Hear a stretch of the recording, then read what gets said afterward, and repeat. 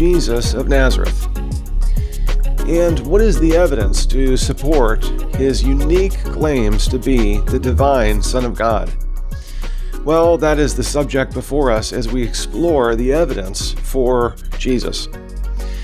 To begin, 2,000 years ago, Jesus asked his disciples the pertinent question, "Who do you say that I am?"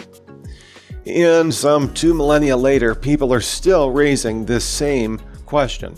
Jesus just can't seem to escape from our magazines and books and movies and journal articles, and he's on all the late-night TV shows where people are constantly and perpetually talking about Jesus.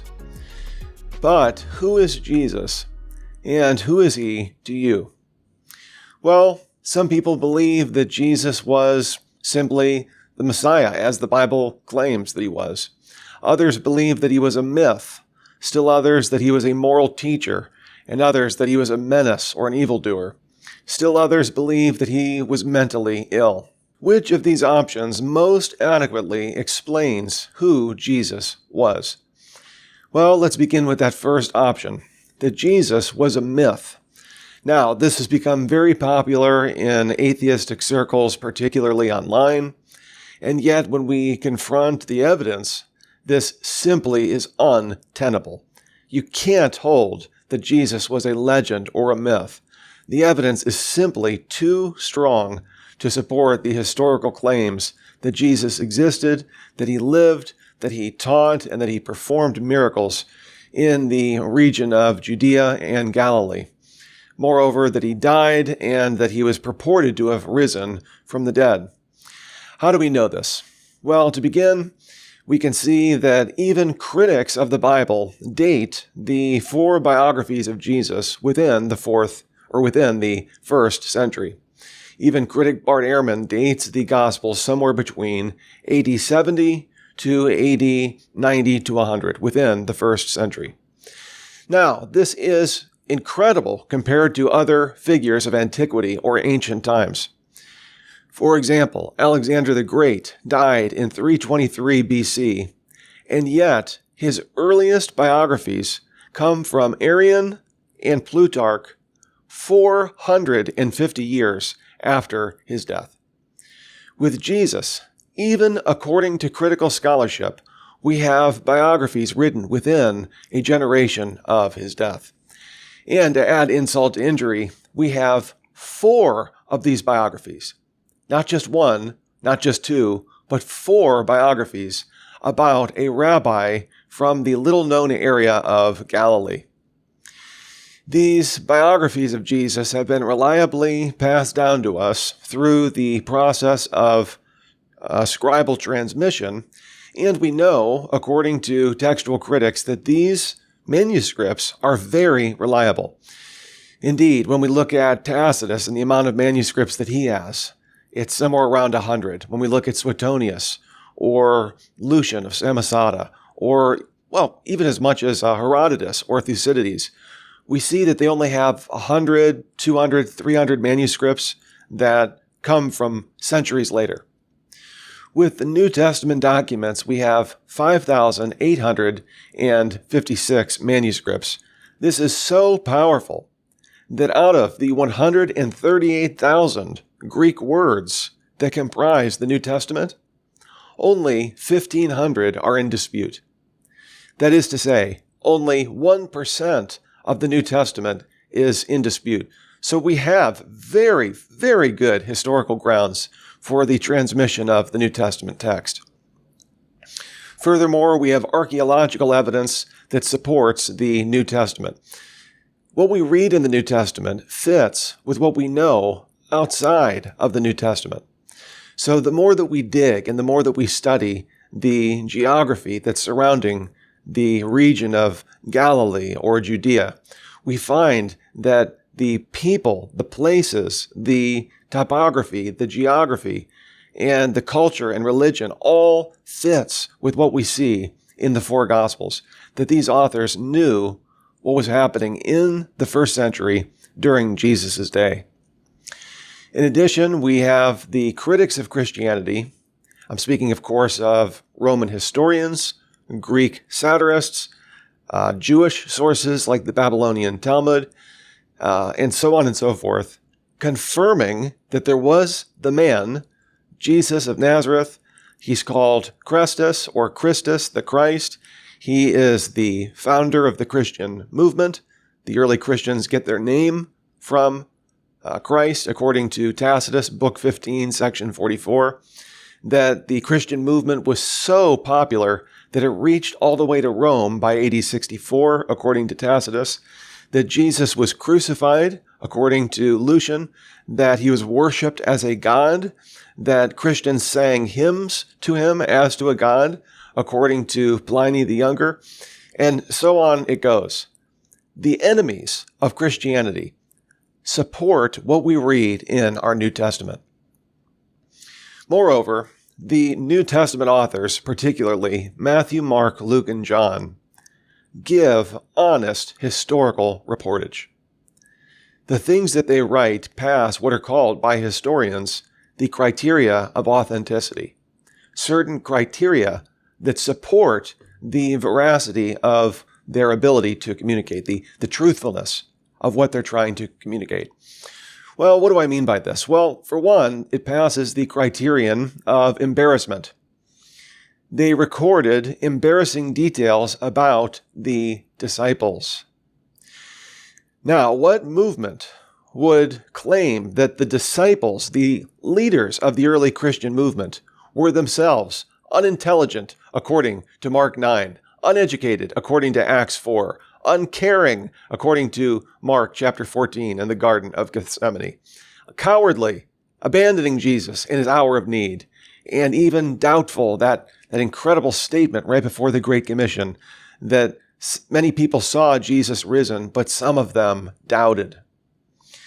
This shows that the early gospel authors were reporting the truth about the disciples, because why else would you write that they were doubtful, unintelligent, uneducated cowards? So too, they mention embarrassing details about their central figure, Jesus. Mark 3 says that he is mentally deranged, according to the family of Jesus. Who would include that? He is considered deceitful, according to John chapter 7, verse 12. The opponents of Jesus call him drunk in Matthew chapter 11, verse 19, and his opponents call him demon-possessed.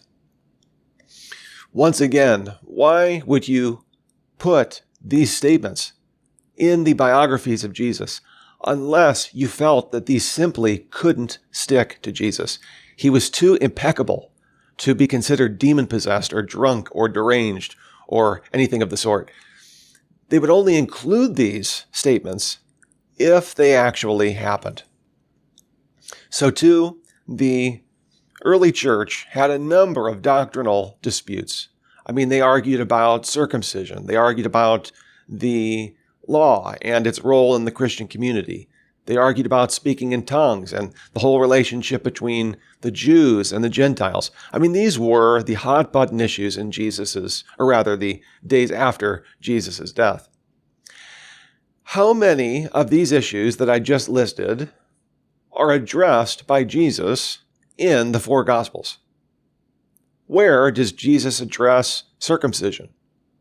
Where does he address speaking in tongues, or the relationship between Jews and Gentiles, or any of these hot-button issues in the later early church?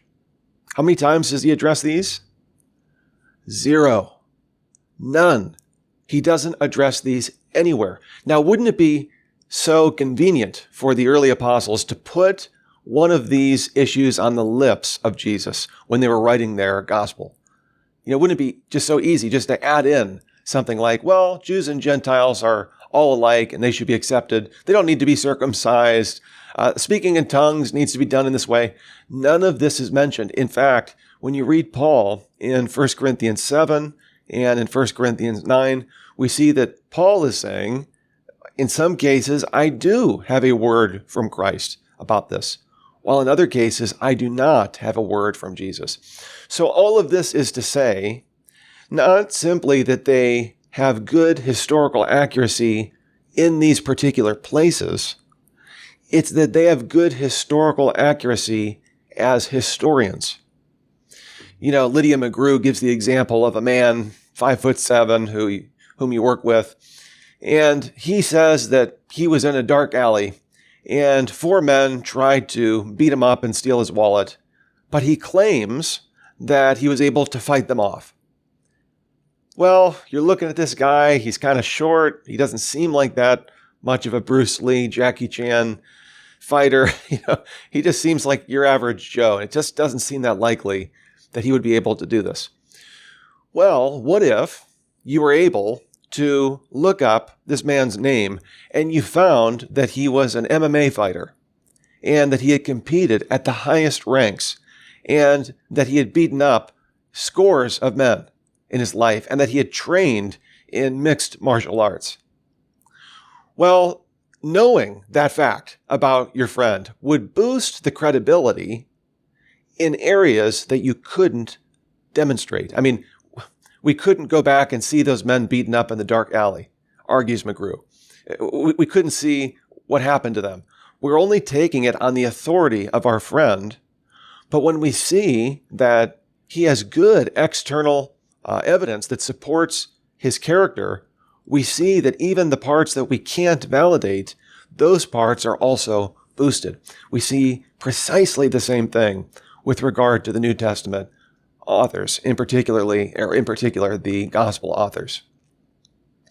This led a non-Christian by the name of Maurice Casey, who is a New Testament historian and scholar.